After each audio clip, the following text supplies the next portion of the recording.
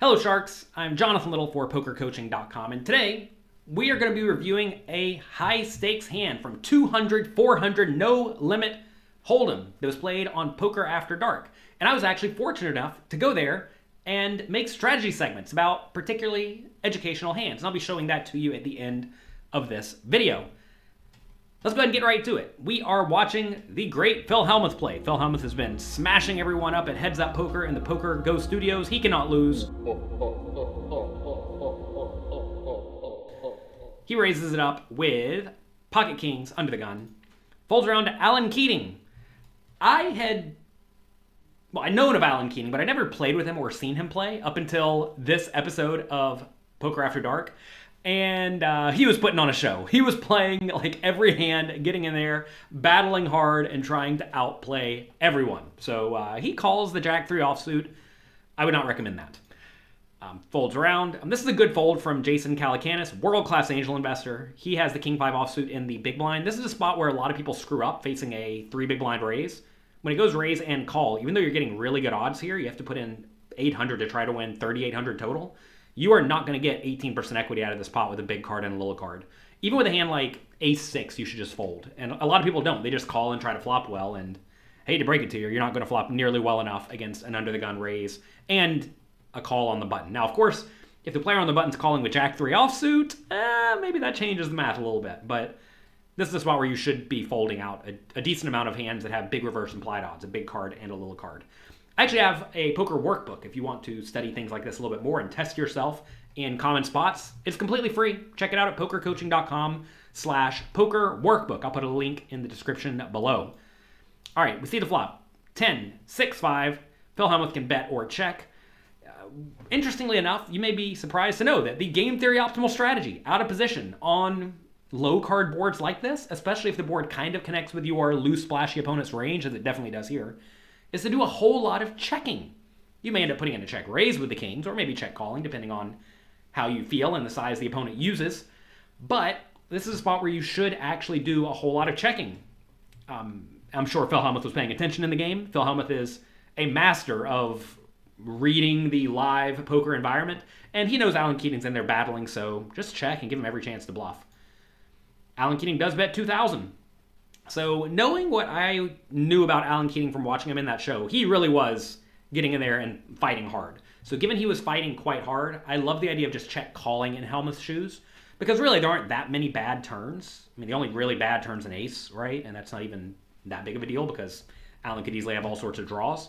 So this is a spot where I think it's a pretty easy spot to call. If you think Alan is going to bet the flop and then not keep bluffing though, with his bluffs, and you think he's going to call a raise with a lot of one pair type hands and draws, you may want to go ahead and put in the check raise immediately. So you certainly could go either way here, but if you're against someone who is playing overly maniacal, as Alan was in this show, I definitely love the idea of calling, because you want to keep him in with all of his junk, like Jack 3 offsuit. Hellmuth does call, turns the ace. Hellmuth checks. Alan checks it back. Should Alan bluff the ace? It's kind of tough because you have to presume that Hellmuth is going to have a lot of ace-x when he check calls the flop. So you got to be a little bit careful in this scenario bluffing. River is a jack, and Hellmuth checks. Let's take a second to think about this. What should Alan do with his jack 3? Well, if he is against an ace, obviously Hellmuth's never folding. If he's against a hand like pocket kings or queens, I got to presume Hellmuth is not going to fold, assuming he thinks Alan's a maniac. What if he has a 10? Can you value bet against a 10? Maybe. Believe it or not, maybe. What about pocket 9s, 8s, 7s?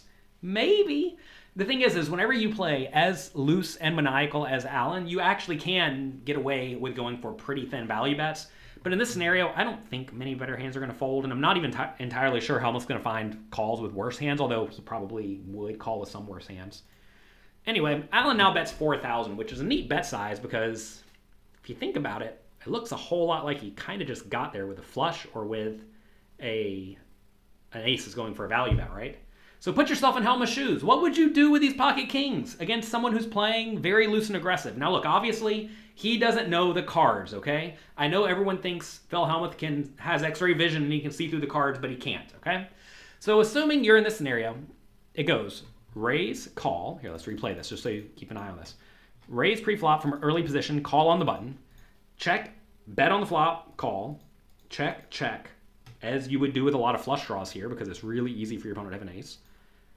Check on the river, 4,000. What do you do with the pocket kings and Hellmuth shoes? Do you think he's just going to find an easy call, or do you think he's going to maybe make one of the masterful folds? Well, this would be the opposite of a masterful fold. Do you think he's going to find one of the big folds? I'm not asking what the Hellmuth is going to do. I'm asking what you would do. In this scenario, if you were in Hellmuth's shoes, would you fold? Would you call? Or would you raise? Take a second, pause the video, and write what you would do in the comment section below.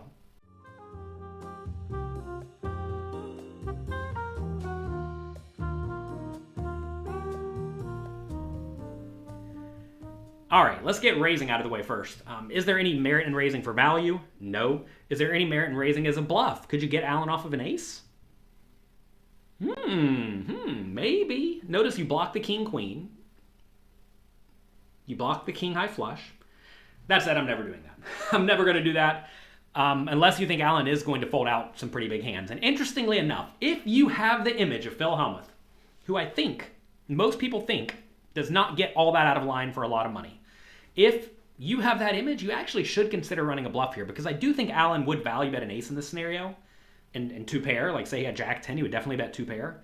And I think these are hands that may actually fold if you put in a raise to like 20,000, like a pretty big check raise. I actually think that's kind of sweet. So should you try it? And the answer is, I don't know. If he'll fold, you should try it. If he won't fold, then you should not try it. But having the king of clubs is pretty nice, and having two kings is also pretty nice because you block the random king-queen, right? But I don't think most people do that, and I don't even think it's necessary against someone who is over-bluffing. If you know your opponent is over-bluffing, what is the adjustment you should make? Well, the answer is not to call a little bit more. The answer is to call a whole lot more. Pretty much any hand that beats their bluffs, if your opponent is bluffing a little too often, as it was really clear to everyone at the table that Alan was, if they're over-bluffing even a little bit, you should call it every bluff catcher. Is kings a bluff catcher? Obviously it is. So this is a very, very easy call, a trivially easy call. If you fold in this spot against anyone who is overly aggressive, you are playing too tightly. Again, if this is an uncommon spot to you, check out the free poker workbook at pokercoaching.com/pokerworkbook. Let's see if Hellmuth does. Do you think he folds? Hellmuth is known to make big folds, and the most absurd times. Not today, though. Pops the call in there, no problem. And he wins the pot off of Alan Keating. So, fun hand, interesting hand. You know what? Let's actually cue the clip where I go through and show my analysis from the Poker Go studio. Before the break, Phil Hellmuth played his pocket kings a little sneakily. And for more on that hand, let's go down to Jonathan Little. Hi, everyone. I'm Jonathan Little of PokerCoaching.com, and let's analyze this interesting situation. It is always a bummer when the turn brings an overcard to your strong pocket pair, but that does not mean you always lose. Phil correctly realized this and checked on the ace turn with his pocket kings, most likely planning to call any turn and river bet from Alan Keating, who has shown that he is willing to bluff and also value bet thinly. When your premium hands, like overpairs, get downgraded to marginal made hands, an underpair in this scenario, it's often a mistake to automatically fold to any amount of aggression. Just because you could be beat does not mean that you're always beat. How would you like to play with me on Poker After Dark? Well, now is your chance. I'm giving away one $5,000 buy-in seat to play with me next season. Head over to pokercoaching.com/pokerafterdark to enter the giveaway.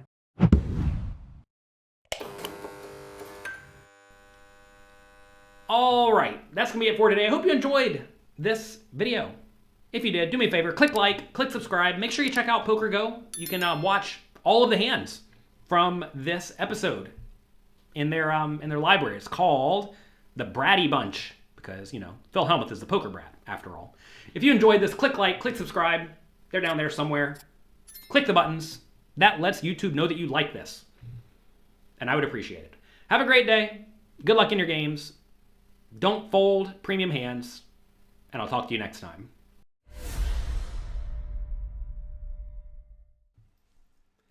How would you like to have one of these championship bracelets from winning a major poker tournament? Well, here, I have plenty. I'll give you one of these. Oh. Couldn't quite get it to you.